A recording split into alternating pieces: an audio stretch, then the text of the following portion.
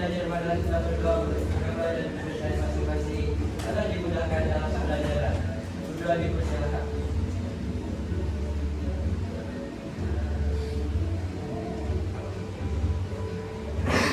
Berdua dipersilakan. Oke, terima kasih Ray. Saya absen dulu ya.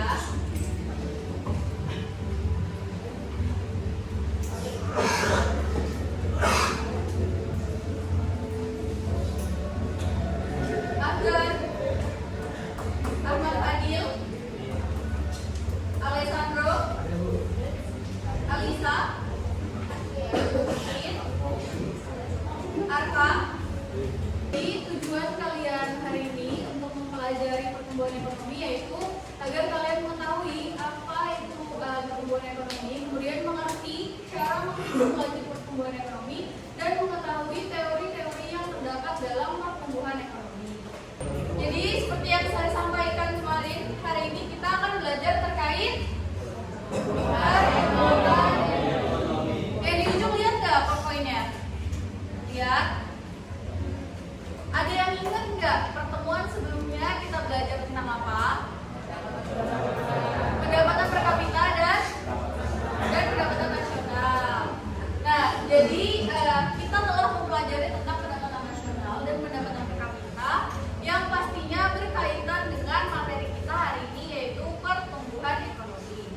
Nah, sebelum kita mengetahui apa itu pertumbuhan ekonomi, ada yang tahu nggak berapa persen pertumbuhan ekonomi di Indonesia? Berapa persen?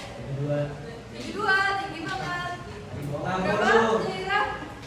60. Daerah berapa? 3%. Oke, sekarang kita lihat. Di sini terdapat data pertumbuhan ekonomi negara berkembang. Bisa dilihat di situ Indonesia berapa? 5,1%. Nah, dalam posisi bersama dengan negara berkembang, Indonesia itu menduduki posisi ketiga dengan angka pertumbuhan ekonomi. Nah, menurut kalian, angka 5,1% ini apakah angka yang tinggi atau yang rendah? Rendah. Kenapa bisa rendah? Kalau lebih tinggi dia, Karena lebih tinggi India. Oke, masuk akal ya. Jadi data tersebut bersumber dari ekonomi.kompas.com. Oleh karena itu dapat kita ketahui bahwasanya pertumbuhan ekonomi adalah kondisi di mana produk domestik bruto dari suatu negara atau daerah itu mengalami peningkatan. Atau bisa juga kita ketahui bahwasanya pertumbuhan ekonomi adalah kenaikan perekonomian dari suatu negara secara terus-menerus ke arah yang lebih baik dari periode sebelumnya. Nah, di dalam untuk mengukur pertumbuhan ekonomi itu terdapat 4 indikator. Yang pertama kita bisa lihat dari tingginya pendapatan nasional dari suatu negara tersebut. Kemudian kita juga bisa melihat dari tingginya pendapatan per kapita di negara tersebut. Kemudian yang ketiga itu kita bisa lihat dari tingginya angka produk domestik bruto dari negara tersebut. Dan yang terakhir itu kita bisa lihat dari rendahnya angka kemiskinan dari negara tersebut. Kemudian ada juga yang namanya laju pertumbuhan ekonomi. Apa itu laju pertumbuhan ekonomi? Silahkan dibaca. Siapa yang mau membaca? Sandi. Sandi, silakan Sandi. Kelihatan nggak? Data Bu, laju pertumbuhan ekonomi. Suatu perekonomian dikatakan mengalami pertumbuhan apabila jumlah produksi barang dan jasanya meningkat. Oke, jadi bisa dikatakan laju pertumbuhan ekonomi itu ketika pada posisi perekonomian mengalami peningkatan dalam jumlah produksi barang dan juga jasanya, sehingga meningkatkan yang namanya produk domestik bruto. Nah, di sini bisa kita lihat lagi ada data laju pertumbuhan ekonomi dari Indonesia dari tahun 2020 sampai 2024. Sekarang saya mau bertanya, kenapa pada tahun 2020 ini diagramnya atau grafiknya ini menurun ke bawah? Ada yang tahu? COVID, karena COVID-19. Kenapa bisa? Karena COVID-19 terus perekonomian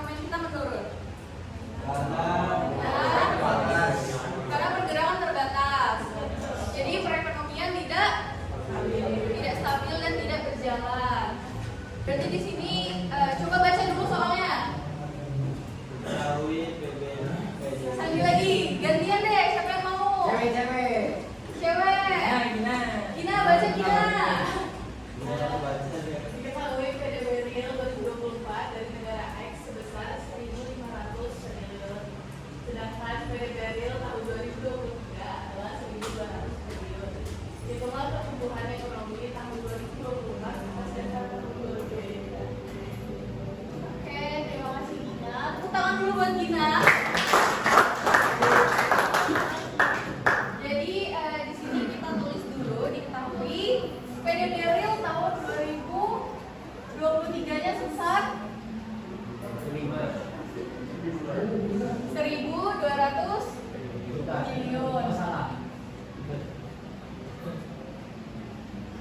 Kemudian tahun 2024-nya 1.000.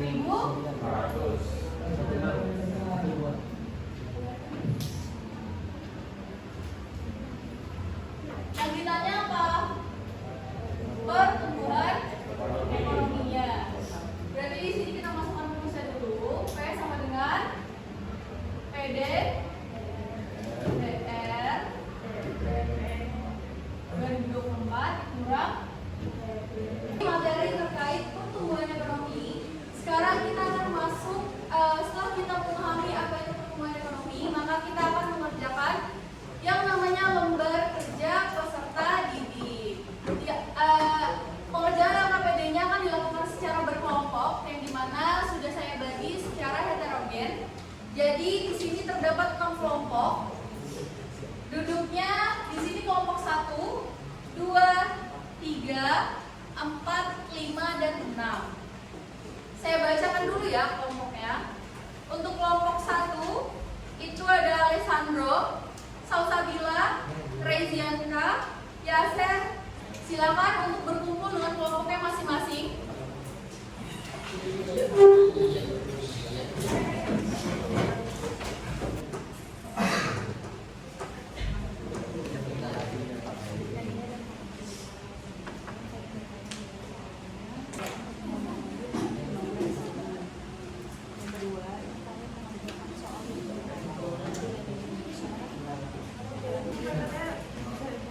Iya, udah selesai. Yang pertama kalian udah baca soal.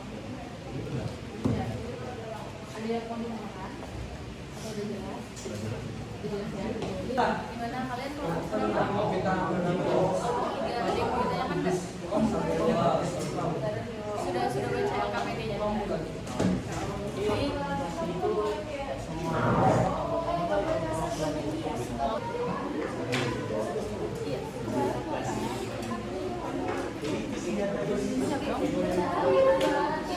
GDP itu juga PDB. Karena semuanya sudah selesai mengerjakan, jadi mari kita lihat presentasi dari kelompok 6 terlebih dahulu. Silakan untuk kelompok 6 dipresentasikan. Oke, assalamualaikum warahmatullahi wabarakatuh. Hari ini kami akan mempresentasikan hasil bekerja dari Ibu Kabira. Sebelumnya, mari kita perkenalkan nama-nama anggota kelompok kami. Dari ujung sebelah kiri saya. Saya Angga Arundaya Priyadi. Saya Muhammad Ridha Ahmada Saya Muhammad Said Fahri. Sifatnya pertumbuhan ekonomi bersifat kuantitatif. Oke, berarti ini jawaban nomor 2 ya. Oke. Yang lain sama? Sama. Ada yang beda? Oke.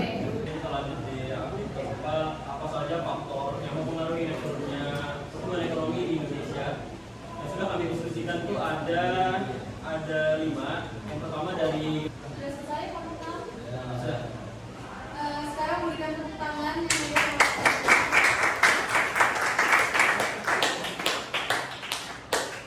Dari lembar kerja peserta didik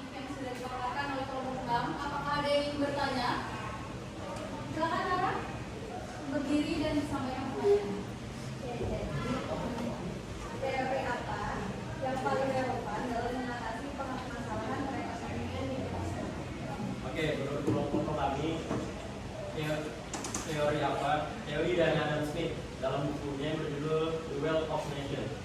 Menjelaskan bahwa pertumbuhan ekonomi itu dipengaruhi oleh akumulasi modal, pertumbuhan penduduk. Bagaimana? Apakah sudah terjawab?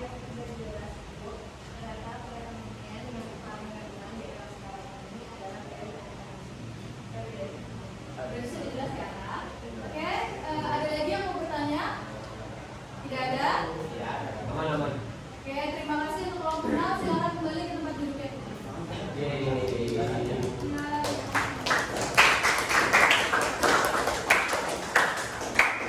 selesai sudah pembelajaran kita hari ini tentang pertumbuhan ekonomi.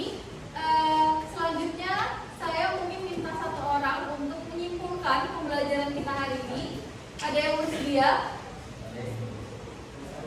Ya. Silakan Alessandro.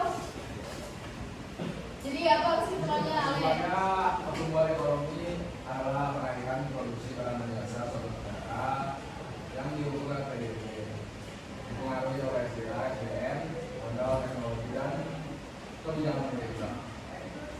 Pertumbuhan itu sangat penting bagi kesejahteraan masyarakat, tapi harus diimbangi juga dengan keperataan agar tidak terjadi ketimpangan.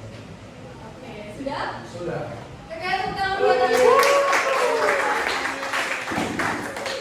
Ya, jadi hari ini kita sudah mempelajari pertumbuhan ekonomi. Jadi di dalam pertumbuhan ekonomi itu terdapat teori, terdapat atau enggak? Ada berapa teori? Banyak. Ada banyak, ada 3 ya. Yang pertama, teori ekonomi klasik. Kemudian kedua, teori klasik dan ketiga, saya mengucapkan terima kasih banyak karena anak-anak sekalian sudah sangat amat kondusif mengikuti pembelajaran hari ini dan sangat amat aktif. Tepuk tangan untuk kalian semua. Sekarang saya mau mendengar refleksi dari kalian.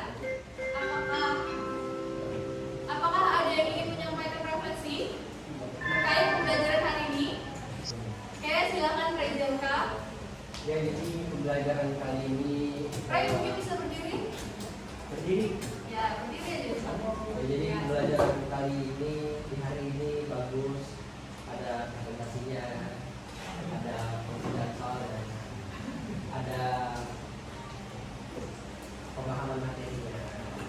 Jadi ya ini mudah untuk guru-guru sekarang untuk menerapkan pembelajaran seperti ini. Bagus sih. Bagus ya. Sudah Ya, cukup? itu aja mungkin. Terima Oke, kasih. tepuk tangan buat Ray. Selanjutnya ada lagi yang mau menyampaikan? Silakan Fahri, berdiri. Saya mau nyampein refleksi sama kayak Jai. Kalau refleksi dari saya itu pertemuan kali ini fun sama enjoy gitu sih. Terus presentasi itu juga bagus, saya apresiasi. Terus kayak tadi ada KPD juga, jadi kita kayak belajar tapi langsung ngambil soal gitu. Itu sih kalau dari saya. Sudah cukup? Nah, Terima kasih banyak Fahri, tepuk tangan buat Fahri.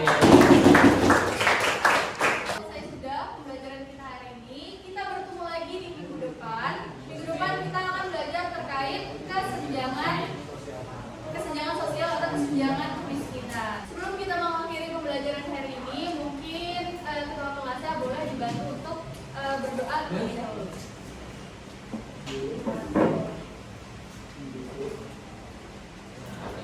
Sebelum mengakhiri pembelajaran kali ini, marilah kita berdoa agama dan kepercayaan masing-masing supaya ilmunya bermanfaat di hari ke depan. Amin. Berdoa, dipersilakan.